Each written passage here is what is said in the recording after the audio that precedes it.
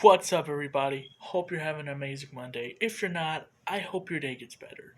Today, I'm going to be reviewing one of my favorite albums, Brand New Eyes by Paramore. The song came out in 2008 and is, in my opinion, and according to a lot of other fans, Paramore's most important album and best album. This album sparked a lot of attention, a lot of singles, well, actually five, but six if you're including the bonus track. And, was really the best time for them, but also the worst time because there were arguments. They thought this album wasn't going to hit the charts, they thought they were going to just become another, band that just fades. And so they were in a tight situation with this album, but it ended well. The result is awesome, and the band was at their peak. Some has a lot of great tracks, a lot of songs that you can relate to because the whole album is about life experiences. And Haley, who I believe is the one who writes all these songs, um, she's gone through a lot. People saying that she should have been this, should have been that. In fact, she was actually originally just supposed to be a pop star. That's what she was supposed to do, but she didn't want to do that. She wanted to be in a rock band. And lucky enough, there was a garage band that was trying to find a singer, and then she showed up, and she knew the people because they were best friends. She was like, "Yeah, I'll try it out." And she tried it out, and they loved the sound, and boom, Paramore's first album, All We Know Is Falling, came out. People loved it. Then they went back in the studio. That was in 2005, I think. So in 2007 came, and they went back in the studio and they made Riot, and that was a good album. It was it was getting, the rank was getting bigger. And then Brand New Eyes come out, and bro, this album is such an interesting album, so unique, so different. So I'm gonna go track by track and basically review the album. So let's go. So it starts off with the song "Careful," which "Careful" is basically a song about don't don't believe every single thing that happens in this world. Don't trust a lot of people because people will put you down. People will bring you down and make you feel hopeless and useless. And as I said, Haley, I believe, is the main songwriter, and so she's mainly writing this from her experiences with life and with people in general. And there's actually a part on here which was a problem that Josh, who is one of the guitarists, Josh actually despised this record and hated it because there's a verse that goes, "The truth never set me free, so I did it myself," which if you don't know, the truth in the Bible, there's a verse that goes, "The truth will set you free." Well, Haley is using religion as a way of saying that sometimes the truth isn't what it seems. The truth sometimes won't set you free. Instead, it will keep you locked inside your shell and locked inside this prison, and you just can't escape it because people don't like the truth. People don't like what's real. And Josh took it the wrong way and thought she was poking fun at God, when really, Haley's a Christian. She mainly uses religion to help people, to actually help you understand what she's talking about. And by the way, if you don't know why I looked, there's these white spots right here. I don't know if you can see that. I was trying to figure what that was. There's the wood. I think it's kind of fading or something. Yeah, I thought it was just a mist or something. I was like, what the heck? So we get to the next track, which is "Ignorance," which is about a person who's been cheated on and a person who's been lied to her whole life, and how she's become this shell of a person because You know, everyone's treated her bad. Everyone's never really loved her for who she is, and so therefore she sees everything as ignorant, and she just doesn't see things the way that they can be. She sees them the way that they shouldn't be, and that's the way she sees life. At least that's my outlook on the song. Ignorance has ignorance has a lot of good musicianship, and instrumentation is just awesome. I love Haley's vocals on this song, and also I like how the oh yeah, I like how the verses and chorus are all hanging around, and how they all are all set up, and of course that one line in the chorus that goes, "We wrote our names in blood," hinting that this band is considered emo. I don't consider Paramore emo, but apparently a lot of people do, and so therefore that is an emo line. We wrote our names in blood, specifically, I'm pronouncing words wrong, specifically stating that these people were best friends and they went through hell together. They wrote their names in blood. Not specifically, I mean, they could have done this because a lot of emo people do, stuff. Not trying to be offensive to anyone, but I believe she wasn't actually quoting that she literally cut herself open and wrote her name in blood. I really mean, I think she went through life experiences, and all these experiences shaped her into who she is. So she wrote her name in blood, as in she went through all these obstacles in life, and therefore that. Uh, then next we have a song that I love saying the name because I love watching Christians get very mad when I say this. Track 3 is called Playing God, and this has nothing to do about Jesus. It's not poking fun at God. In fact, it's specifically meaning God as in being a higher being. Not saying God of Christianity or God of Buddhism or any of that. Specifically just stating God is like a higher being or something. Like maybe a bully, or maybe someone that just thinks they're everything. And this song is about a person that believes that everything revolves around them, and that they are the resource of everything. They are everything. That's what they think. And I love Haley's vocals on this. One of my favorite music videos too is Playing God, because I just like how in the video she's trapping these people in her basement, and also she's really like this bad person, but then on the outside she's just this beautiful looking person, but then on the inside she's just locking people in her basement because they know the truth, that she doesn't want the truth to get out. The truth will never set you free. Boom. Um, but also I just love how this whole song just works so together. It just works so well with the way this album shapes out and all that. Then you got Brick by Boring Brick, which is track 4 and is the 4th single, because all the singles are actually the first opening tracks. But Brick by Boring Brick was actually one of my favorite songs off this record before I even listened to the record. Because I like how it was referencing all these like fairy tales, like it was referencing the Three Little Pigs by saying that the big bad wolf's gonna come and blow your castle down or house down or something like that. Then she also references Cinderella by stating that her prince saw her on the floor and picked her up, but at 12 something's gonna I forget, it's been a long time since I listened to Brick by Boring Brick, but it references a lot of fairy tales, and that's something I think is cool because this does feel like a fantasy album, especially with the little butterfly. I don't know if you can see it with the butterfly. Okay, I'm gonna stop.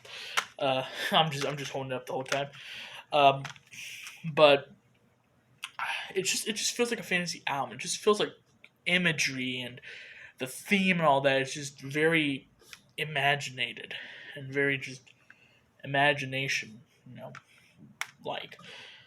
Plus that one part at the end where it's gonna go. I forgot what they say, but they're like doing a little chant, not really a chant, but just saying like "whoa" or something. Oh, but something like that, and it's getting higher and higher and higher, and you think they're gonna go into another solo or something, but nope, it just ends. It's basically the band saying, "Ha, fuck you, you thought we were gonna do something more." No offense to Paramore though, I was just making that as a joke. Next, we got "Turn It Off," which is a song that really shows off Haley's true vocals, and you really hear her beauty in this song. She's talking about religion. She's talking about how she's put her faith in all these things, and she can't trust anything anymore. So she just wants to turn everything off and just live life in nothingness because nothing's ever worked out. And so she thinks nothing ever will. And this is a very negative album. So if you're a very happy person, you probably want to skip this record. Of course, you probably see me. I'm all happy and everything, but I can be really dark at times. So I'm just mad. It's just a mask for me. All right, anyways, we're gonna go back. Well, yeah, it's just a beautiful song. I love how the riff goes, and then at the end, you have the riff going on, and then you got the drums playing along too. Like it just has like a little beat going on. It really does good as a way of the song ending, and really just it's a fun song, and really shows that this may be the end of this song, but you still got a lot to go. So it's like, ooh, we got that song done. What's next? And then we got a slow song, which is The Only Exception. And my mom stated this is a cheesy song. The Only Exception is about a girl who basically doesn't sing about love and, marriage and all that because in her life nothing's worked out. Everybody she's loved turned around and cheated on her, and her parents could never work out their relationship. So she believes love doesn't exist until she finds her soulmate, and she's like, "You're the only exception." It's like a little cheesy love letter. I think it's a cute song. I love the acoustic in it, and then when the solo comes, it kind of is a soft little ballad type rock, little solo, and it definitely defines the way Paramore is. They can be soft, but at the same time, you still want to kind of dance a little hype to it a little bit because it does have some move to it. It has a lot of groove to it, but at the same time, it's just beautiful and slow. And that's the last single on this record. I would say there is the bonus track, but this copy doesn't have the bonus track, so I'm pretty mad at myself for getting the standard edition. But the bonus track is off of the Twilight movie. It's Decode. Yes, we all know that song. So at the end of this review, I'll also review Decode. So don't get your hopes down that I'm not going to do Decode. So next we got track 7, Feeling Sorry. And this is her standing up for herself. She's like, I'm not going to let your sadness bring me down. I ain't got no time for feeling sorry for you. And I just like how it's like he's like, you always do this to yourself. I ain't got time for this. It's like she's just sitting there watching this guy fuck up his life, and he's like, you did it to yourself, bud. I had no part in that. So she's like standing up for herself and not gonna let this person bring her down because he's bringing himself down. It's just kind of a little funny track in my opinion, but it does have some good moments, and I think the song does go good. Next we got Looking Up, and this was an important song for Paramore, even if it doesn't get recognized a lot. This is their most important track of all time, because Looking Up is about them as a band. They thought this album wasn't going to do good, they thought this was going to be the end of Paramore, but then they thought, you know what? things are looking up. We're working on an album. It may not do good, but hey, things might look up. So they put this in here as hopes that this album would do good, and it did good. This album topped the charts. This album is considered their best and most important album, so therefore, things are looking up. Okay, I'm done. Next we got Where the Lines Overlap. Now this is the only song that I'll probably skip just because I couldn't get into it. But I I do kind of like the chorus. It's kind of catchy, especially when Haley is saying, "No one is as lucky as us." You know, it kind of reminds me of that one Hoobastank song called "Lucky," about "You make me as lucky as I can be." And then this one is "No one is as lucky as us." It's just, I don't know, two punk bands. But yeah, I don't got a lot to say about Where the Lines Overlap because I just never really could get into the album, or not album, song. I'm still gonna go on. Usually, it took me a long time because I was working on this review, and every time I'd work on this review, I'd say something wrong, and I got so mad at myself, I stopped the video, deleted it, and did it again. I kept messing up, so I was like, you know what? Screw it, I'm gonna wait a few hours. It was like 3 hours, I think. I don't know. I was working on this at like 11 o'clock, and it's like 3 when I came back. I was like, I'm gonna do this again. So far, it's one take, so I'm doing pretty good. So I'm gonna just keep on going since I'm halfway done. Alright, but yeah, as I said, Where the Lines Overlap is the only song on this record I'll probably skip every time, just because I can't really get into it. So that's why I ain't got a lot to say. Next, we got Misguided Ghosts. This is a really good acoustic song. I really love Haley's vocals on this. I love the message about talking about how we're just on our own and that we're misguided and that we're the only ones that just got nowhere else to go except forward. And it's a slow, darky type song, but you know, it works good as like a closing track, you know. But there is one more track, and it is one of the best songs on this record. It really shows Haley's vocal range. It shows that she is a great singer and that it was a great way to close off the album. It is track 11, All I Wanted. This is where she hits those high notes like fucking Adele or Adele. I can't even think of anything else to say except Adele because that's the only pop singer I know that hits high notes. That's actually perfect. But All I Wanted is a song about how all she wanted was someone who loved her, someone who cared. All she wanted was you. It's a weird. That's the closing track, a love song. Um, then of course I'm gonna talk about the, uh, you know, bonus track, Decode.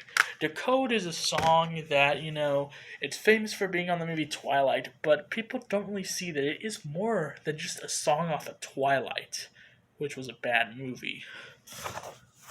Alright, I'm gonna look up my phone now. Twilight is kind of a down point for the song Decode. It's kind of like a letdown because Decode is so much more than just a song off the soundtrack. Decode is basically this girl who's wanting to love someone, but she just doesn't know. Is it going to work out? Who is she? How far has she come? Will she ever succeed? Ugh. So, that's my review of Paramore's Brand New Eyes. 19 minutes and 30 seconds in, I finished my first review on this channel. Can you believe it? And it was actually an album by Paramore. Out of all the bands I could have done, even the album that's on my profile picture. Okay, where'd it go? Oh, there it is. I could have even done this album because it is on my profile picture on YouTube. I could have done this album, but I will get to it sometime. But for now, that is my review of the day. I'm hoping I can do all my CDs. I can do reviews too, and then I get to go on to other reviews that I don't have the CDs to. For now, I just want to get done with all my CDs, and then I can do the review on all the other songs and albums and all that. I'm actually just gonna do albums. I'm not gonna review songs. But if I ever get a new CD, I'm gonna review it. So yeah, this is what this channel is gonna be, and yeah. So also, as a side note, hope you liked the videos I released before making these videos. So if you saw those instrumentals and that one concert and all that, hope you enjoyed those. I actually had made videos a while back, but I deleted them all out because I felt like I wanted to do it from scratch. I want to make videos that I actually can review, top-notch review. Something I've always wanted to do instead of just going, this track's good, but I hate this bad, and then go on to the next track. I want to be able to just digress the whole album. That's what I got to do here. So expect more videos like this. And also, I'll see y'all next time. As always, stay metal, my dudes.